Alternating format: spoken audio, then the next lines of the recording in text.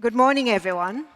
So we've heard from our speakers earlier today. What greets us is territorial wars and lockdowns, turbulence in global energy and food supply chains, and transitory inflation, or some say 10% is the new 2%. Now, Asia's energy transition faces these headwinds as it navigates the trilemma of security, sustainability, and affordability. And time is of the essence as we face tempests, thirsty crops, and temperature extremes. Now, Paul, let's kick off with you. How can Asia tackle this trinity of non-negotiable needs? What does the opportunity set look like here, and what are the challenges? Is Asia having a different transition, a different set of energy security issues compared to EMEA and US? Thank you, Jeannie. Well, as we've heard earlier this morning, the transition to net zero is perhaps the largest intentional remaking of the global economy ever attempted. And I think it's important to understand that it involves no less than the replacement of much of the capital stock of physical assets in the global economy. So if you go outside this convention center or wherever you're watching from, there's hardly a physical asset that you will see that will not need to be replaced or deeply retrofitted to make this transition work. And the thing about net zero is that we're doing it to avoid physical climate risk. And unless the green transition happens everywhere, climate risk will be unmanageable anywhere. So Asia, of course, has potentially a lot to lose if we are not collectively successful in managing climate risk at a global level. Right? We've heard about that before, whether we're talking about water and agriculture dependent on the Himalayas, or heat stress in India, or storms and flooding across the region, not to mention the existential threat that small island nations face from sea level rise. So Asia is at the center of the reasons why this transition needs to succeed. And if we don't get it right in Asia, we won't get it right at all, because Asia is home to 5 of the world's top 10 emitters, also, as we've heard.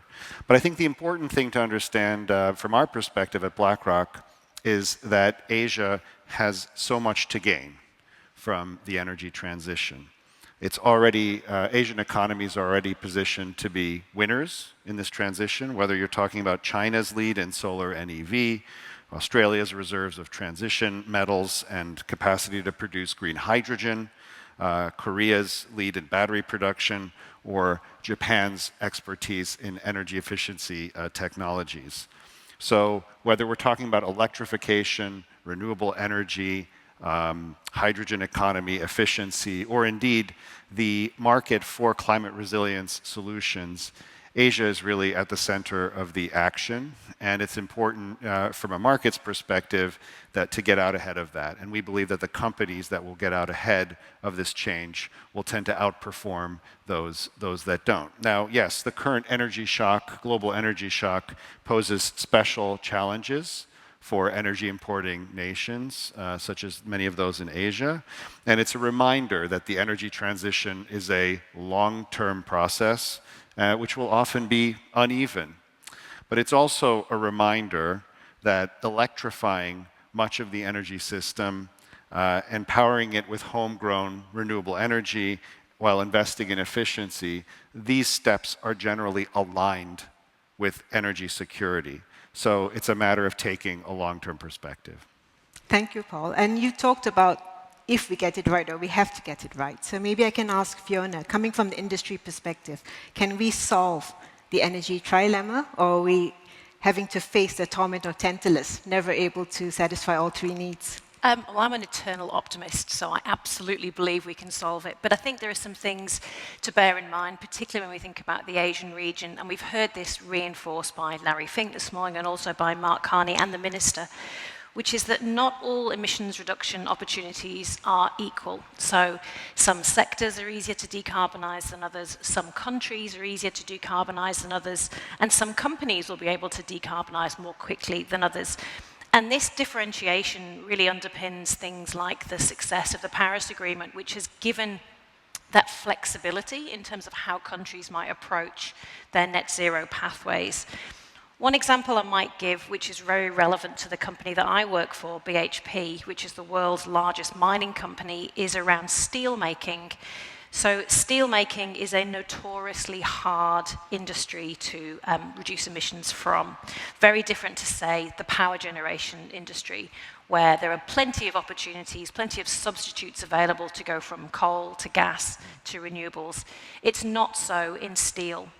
And then when you look at the geographic lens around steel, the vast majority of steel is made in a blast furnace.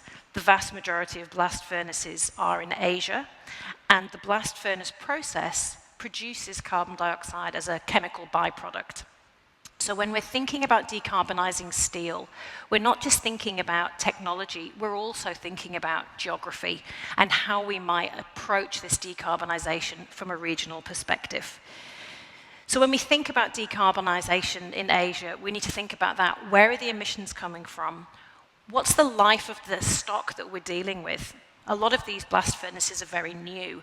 What are the opportunities to replace these blast furnaces with other types of technologies?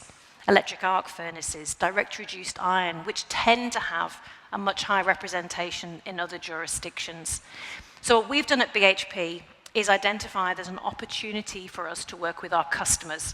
So to work with our steelmaking customers to enable them to produce steel today in a way which can reduce emissions, but also to catalyse the steelmaking technologies of tomorrow. So we have in place currently 4 R&D focused memoranda of understanding with 4 very, very significant Asian steelmakers. They represent around 12% of global steel production. And it's really focused on decarbonising today's assets as well as accelerating the identification of those solutions for tomorrow. And I think you'll hear this a lot, this importance of partnership, cross-sectoral collaboration, which is absolutely key to decarbonising the region.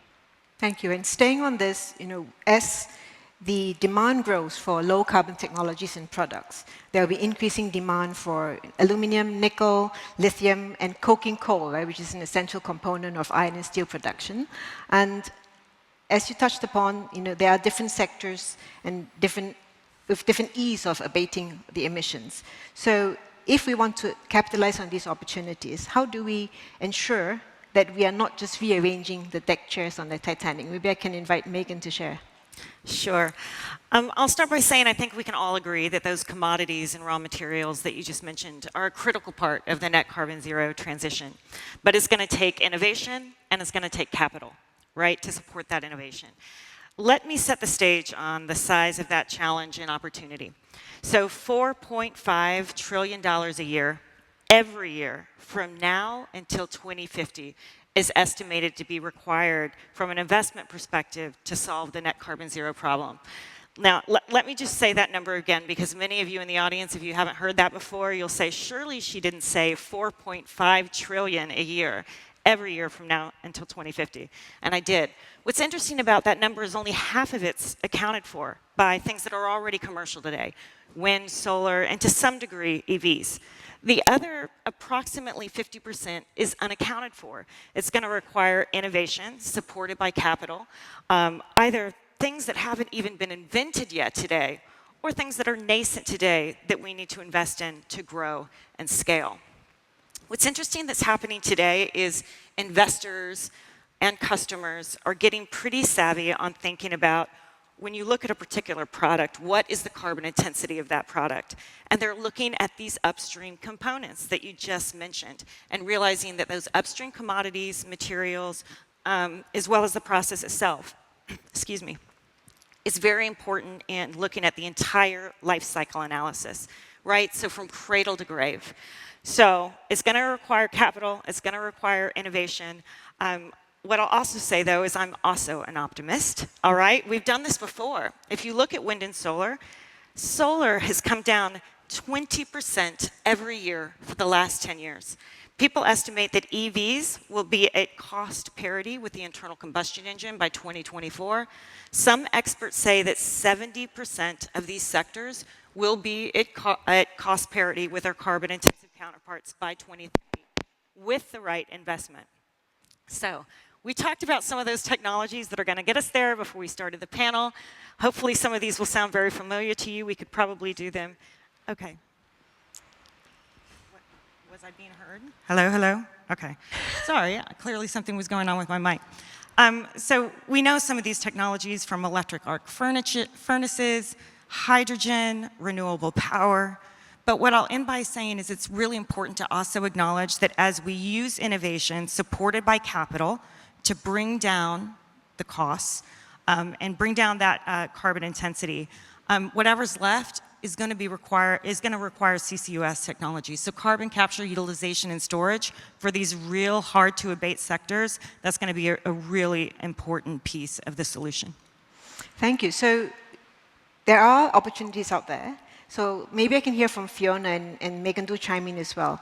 Do we have the shortage of capital or shortage of financially viable projects? And what do we need to unlock the capital flows? And also, what other exciting opportunities are you seeing in this region? I think probably, from my perspective, we are seeing a lot of opportunity in this region. So many of the activities that we're undertaking to decarbonise, both in our operations, but particularly in our value chain, are actually centred here, particularly in Singapore. So, for example, last year we were one of the founding members of the Global Maritime Decarbonisation Centre here in Singapore, which is looking to support the decarbonisation of shipping, which is a really important component of BHP's reported Scope 3 emissions. We're also running the first marine biofuel trial here in Singapore with Good Fuels and Oldendorf and the Port Authority of Singapore. So some really innovative action around maritime in Singapore. More broadly, I talked about those steel-making partnerships that we have in place. And I should just give a shout out to our partners there. So with Baowu, HBIS, JFE and POSCO. And as Meghan said, there's some really important technologies in there that we need to focus on. When you think about blast furnace technologies, you want to try and make sure that that raw material going into this existing technology is as high quality as it can be, so really improving the efficiency of the inputs. Then you need to find a way to enable that blast furnace to operate in the most efficient way, so make sure that you can optimize while the material's in the blast furnace through things like partial oxygen injection, partial hydrogen injection, and then you want to capture that CO2 that comes out of the process. And I fully agree about the importance of carbon capture, utilization and storage. It is an absolutely pivotal climate mitigation tool for reductions at scale in multiple sectors. But what we also need to do is think about those alternative technologies, and that's where things like green hydrogen come in. So it's about decarbonising today's technologies or decarbonising today's activities and accelerating some of those assets, accelerating those new technologies that may come in the future. More recently, what we've done at BHP is develop a dedicated ventures arm, and we're starting to look at some of these really nascent technologies, things like direct air capture, which you may hear quite a bit about, things like molten oxide electrolysis technology, which can start to really decarbonise steel making. So there's a huge amount of opportunity in there, but what it relies on is that cross-sectoral participation and a willingness to invest almost without knowing what the endpoint's going to be. So it takes bravery. You mentioned venture arm, so bravery, yes. So we have venture capital, and we have bravery. What other ingredients do we need, Meghan, in order to burst, have private capital flows burst through at the scale and the speed needed? Yeah, so what I would say is right now, our team has been in place only about 4 months, right? And we're already seeing extraordinary opportunity. We have about 180 opportunities in the pipeline that we're looking at right now. Frankly, there's more opportunities than the team can execute on. Here in the region, specific to the region, there's about 20%, 20-25% of that pipeline that is APAC specific. So when we look at the emphasis of the region on what we're trying to do here, it's one, direct investment. But what I would actually say is two, when I look at the region, APAC, bringing value to our portfolio, anything that we invest in has to have a global expansion strategy. By its very nature, if we want to have the financial returns and the decarbonization impact that we want to see, these companies have to be global in nature. So even if they're headquartered in the US, the first plant might be in the US, but I guarantee you that their second or third plant, they're targeting Asia, right? So here in the region, really important from a direct investment point of view, but overall portfolio value as these companies grow and scale. And third, this is also a region that is also likely to be where a lot of the consumer, where a lot of times the end product, the consumer market is located, right? So really important. What I'll say is this, the areas that we're really seeing in that pipeline are things like carbon capture, utilization, and storage. We can't say it enough. It's an important area of investment. Carbon management, bio and low carbon products, so maybe green materials is another way to think about that. Low carbon or renewable power, advanced mobility, and of course, the digital transformation that underpins all of this. You need the software to run the hardware to make it as optimal, as efficient, and as efficient as possible. And Meghan, you mentioned that the team has more deals than they can handle. So how do you actually assess the opportunities? How do you decide where you're going to allocate capital? So we really look at 4 criteria, and it's very direct. The first is it has to have high returns for our investors with a decarbonization impact. That's point 1. The second is we really want to invest in largely proven technologies that are ready to scale, right? So we're not taking just binary R&D risk. We're ready to help some of these nascent technologies scale so we can have the financial returns of the decarbonization impact that we want to see. The third is we really want to see those first revenues. We want to see customer adoption and pull. We want customers to be saying, we like what we were testing and trialing out of the pilot plant, but now we want you to build a large-scale commercial facility so we can launch a product, right? So first revenues, commercial pull. And finally, during our due diligence process, we want to have clear line of sight to how, as these startups scale, those cost curves come down so they are cost parity with their carbon-intensive counterparts. So that's really how we do our analysis. What I'll also say, though, that's really important is this isn't a standalone problem. These companies also have to be part of a larger ecosystem to support them. And that includes physical infrastructure. It includes digital infrastructure, which I just mentioned, right? We need all these things to communicate to each other and work efficiently. But it also requires things such as the right regulation and disclosures and information management so that we're all speaking the same language so that we can reach net carbon zero together. So staying on that point, Paul, maybe you can comment on the markets level. Do investors have the right information today to properly assess climate risk and opportunities? Do we have the right disclosure standards so that investors can use the information for portfolio tracking, tilting transactions, and talking to investee companies? Great question. So I think when investors look out at the landscape of the energy transition today, they see that it's happening, that it's going to transform the global economy, right? We like to say that climate risk will reshape the global economy in the coming decades, regardless of whether it's managed successfully or not. Because to the extent that it's not managed successfully, we'll be dealing with escalating climate, physical climate issues. And to the extent that we have managed it successfully, we will have remade the economy in the ways that we've been discussing. So it's very clear that this is a systemic issue. It is a transformative issue. Ignoring it is not an option.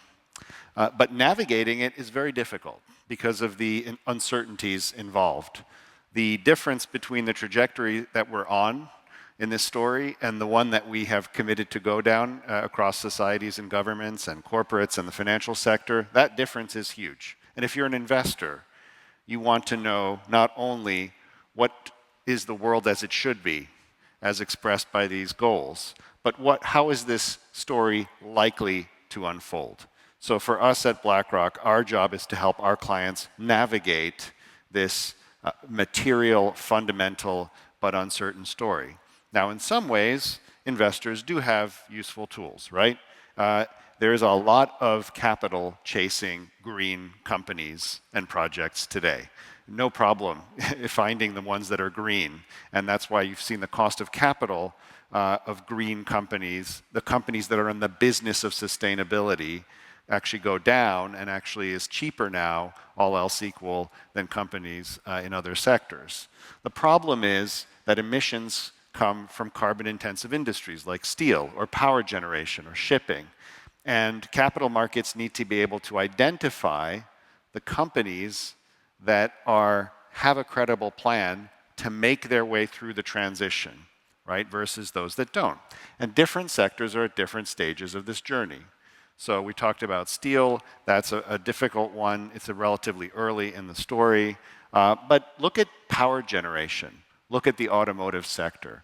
These are two industries that are in the middle of massive disruptive change driven by the climate agenda.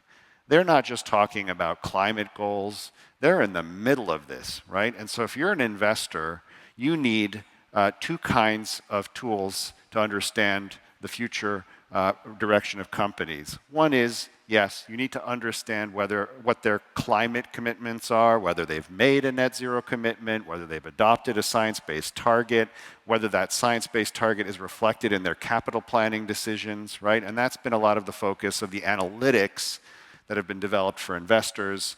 And Mark Carney has made a huge contribution through GFANS. So there's a lot of great innovation there. But what we really need to understand is how are these changes going to drive financial performance of companies? If you look at the automotive sector today, you can now see whether and make a judgment if you're an investor in that sector about whether you think company A or auto OEM B has a better strategy for navigating through a fundamental change in that industry. That industry, these companies today are not just implementing green plans. They're making the most important business decisions of the last 100 years in the automotive sector. And so for investors, we need to understand not just how green these plans are, but how the plans translate into future financial performance. That's particularly important for fiduciary asset managers like BlackRock. So the data is coming, right? The standards are getting clearer.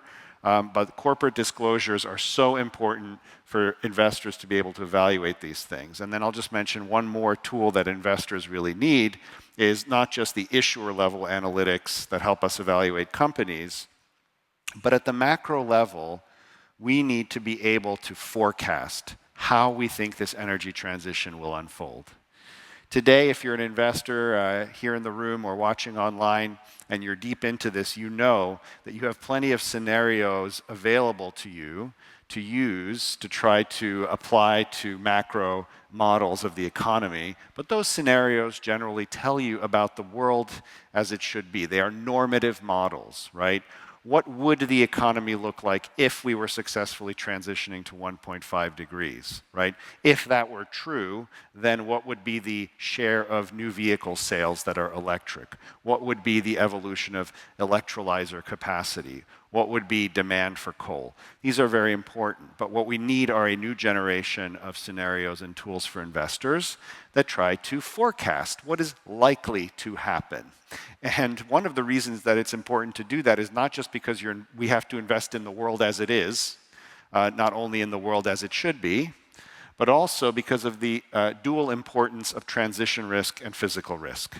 We at BlackRock cannot give our clients an unbiased view about physical risk unless we have a forecast of how we think the energy transition is going to go.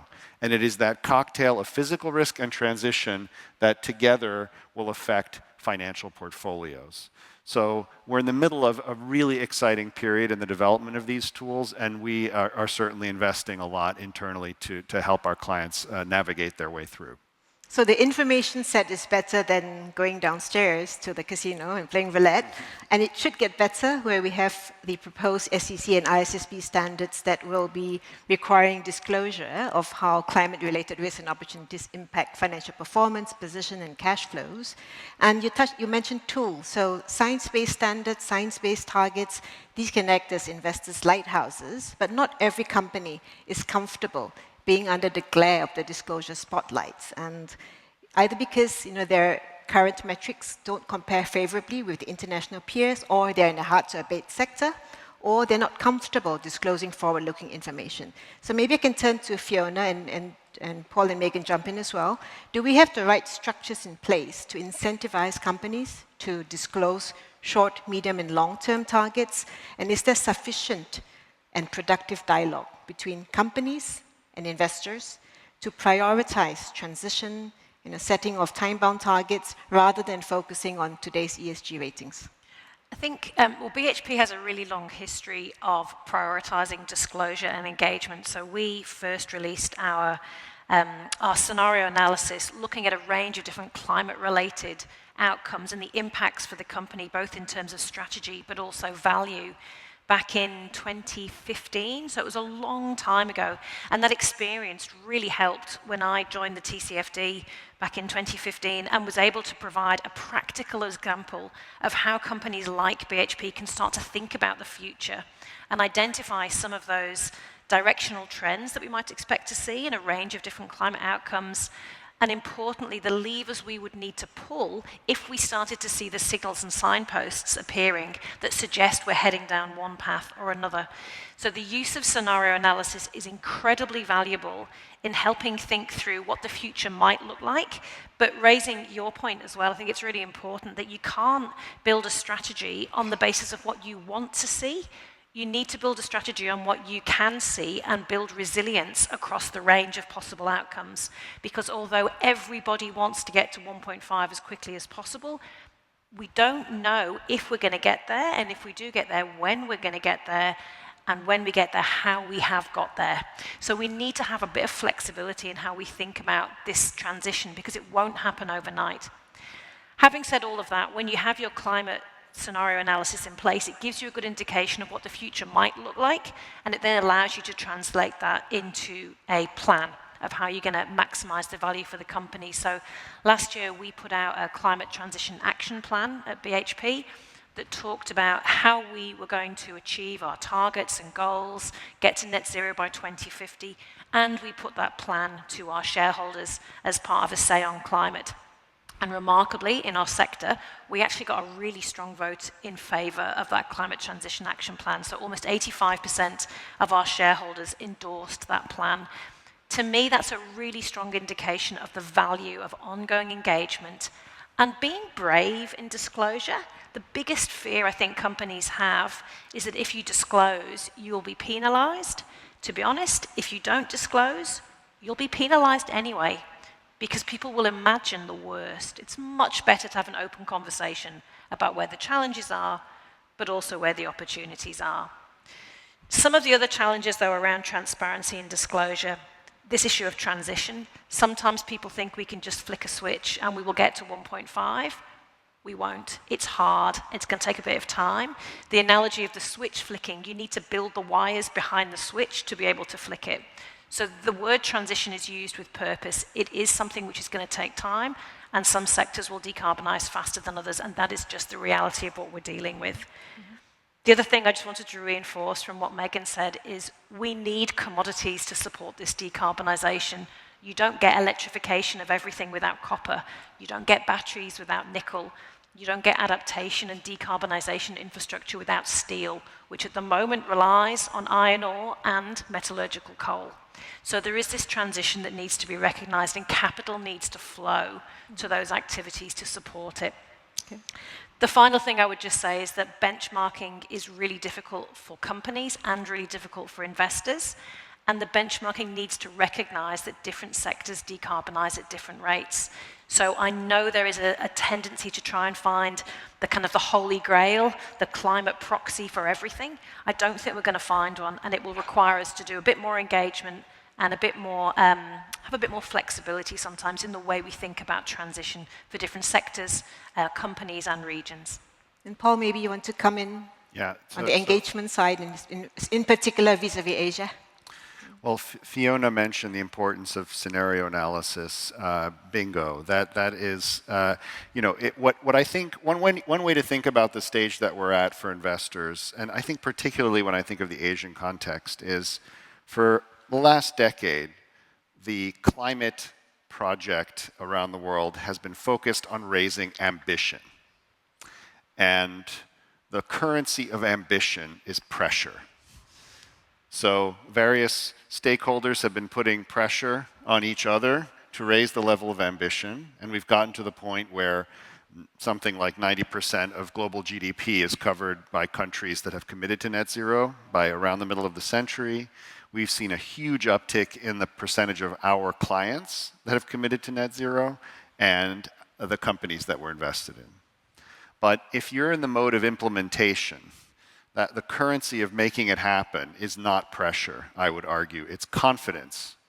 And what investors are looking for, and what everyone, I would argue, up and down value chains and industries is looking for, is the confidence to go and do it, understanding that this is about systems change. No one company can take a slice and say, I will do it, unless everyone, my customers, my suppliers, my capital providers, my shareholders, my government, are behind me in doing it. And orchestrating that kind of flywheel to get that spinning in different sectors is really difficult, but underpinning it is something like disclosure. It may be that companies find it difficult, it may be that it is hard, but for an investor, if we don't see that you are alive to the risks and opportunities of this change, it's going to be very hard for us to have the confidence to continue to invest in you.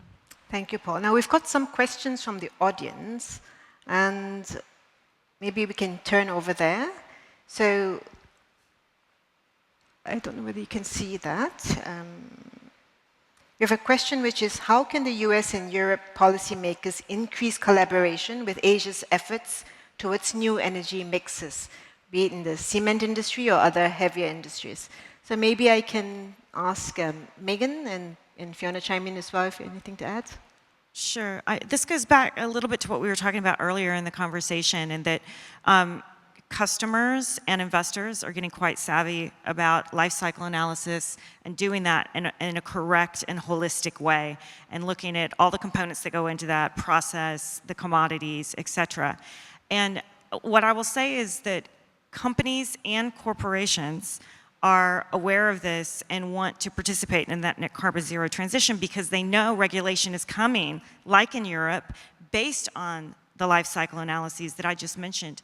And so what I would say about that is that Asia wants to continue to sell into those markets. And so the regions and the companies in the regions making, that want to continue to scale and grow, they're well aware of that regulation and want to participate in the growth of their own companies and products.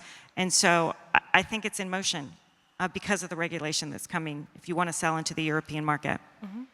And staying on the theme of regulation, we have quite a few votes for this next question, which is, how should investors and regulators think about the fragmented taxonomy and disclosure requirements on sustainability across different jurisdictions? Paul? Well, you can think about it and get a headache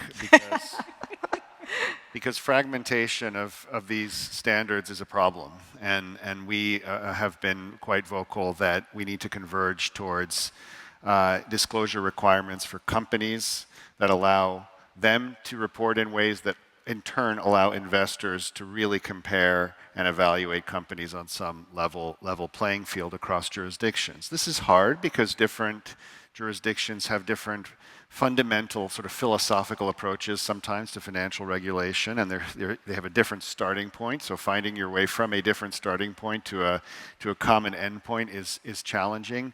But I think it's very encouraging to see initiatives like the International Sustainability Standards Board, which is a monumental combination of different alphabet soup organizations that have tried to come together to create a common standard. And so it's definitely the direction we need to be heading as quickly as possible. Okay, we have time for another one or two questions. So, would nuclear energy be one of the solutions for Asia's decarbonization challenges in the long term? Meghan, Fiona? I might have a crack at that one from a technical perspective, maybe. It depends. So nuclear energy has a lot of challenges.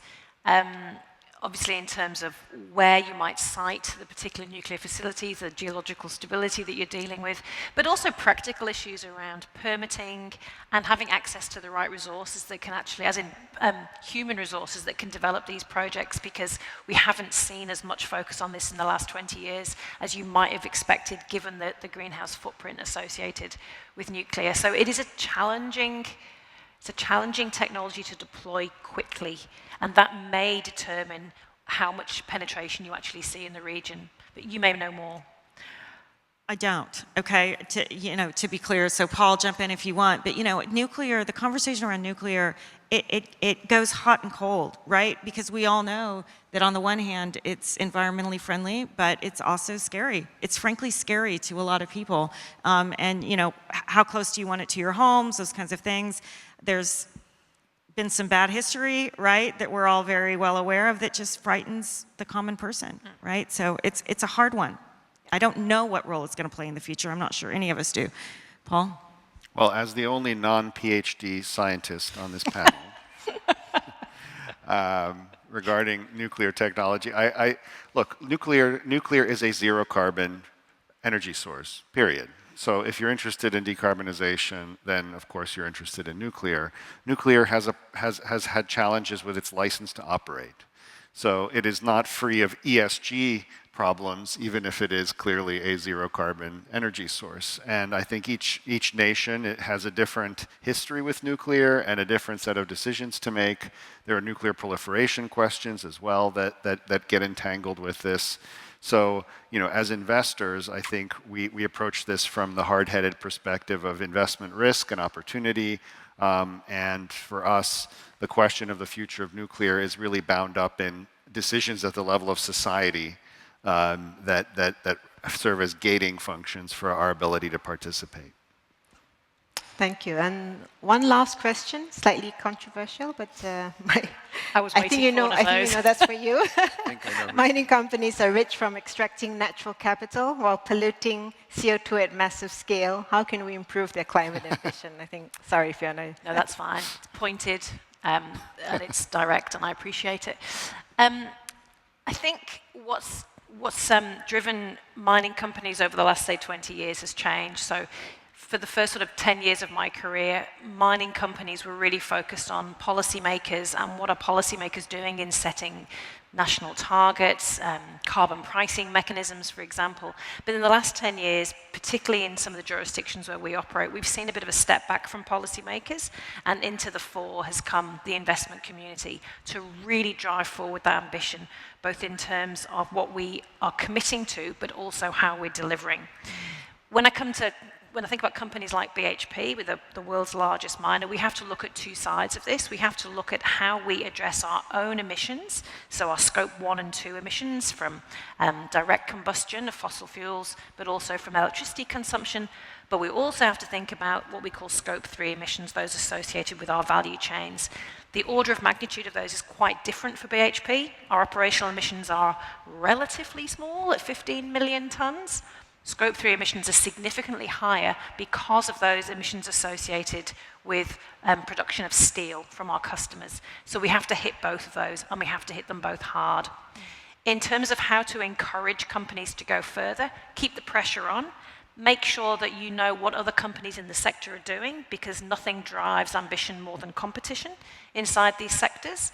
So we like to set the bar a bit at BHP. So we have a net zero target for scope 1 and 2 emissions by 2050. We also have at least a 30% reduction in emissions by 2030, and we have a short-term target to keep our emissions flat at 2017 levels by the end of this year. So that group of targets helps to drive us through short-term, medium-term, and long-term planning. And we were also the first mining company in the sector to come out and talk about the importance of addressing those scope 3 emissions and to put those partnerships in place with our customers, even though we know it's really hard to drive emissions reductions from activities that you don't control. But it doesn't mean you shy away from it. So expect great things, demand disclosure, and hold companies to account for performance. Okay, Paul, you might have been saved by the bell. In the interest of gender parity, I was going to put this last question to you, which is, should funds publish their compensation-linked climate targets to prevent greenwashing? What a shame. Well, we can squeeze 20 seconds for you. Yes? I think I'm not people sure would I like to understand the question, to be perfectly honest. Or rephrase, how do we prevent greenwashing? from Oh, buy funds, I think, look, the most important thing is clarity about what you as an investor are trying to accomplish, right? And there is no one uniform thing called sustainable investing. You can use ESG data to make better investment decisions about companies that have better business practices, that are better prepared for changing societal preferences, and or you can put your money to work to promote sustainable outcomes. Those are distinct goals, and the important thing is to be clear with yourself and with those who work with you in the financial sector about which goals you're trying to accomplish. Okay, thank you. That was short and sweet. So I'd like to say a big thank you to all of our panel members. We've heard some really useful insights from them about Asia's transition needs, which are massive, but yet Asia has a critical role to play in green tech supply chains and in driving innovation to decarbonize, in particular, the hard-to-abate sectors, and to facilitate allocation of private capital at the scale needed. Two components are critical, which is robust disclosures that are complete, consistent, comparable, but also public finance perhaps acting as catalytic first loss capital to accompany or even spur greater industrial reform in emerging markets. So please join me in extending a big thank you to our members here today, our panel members.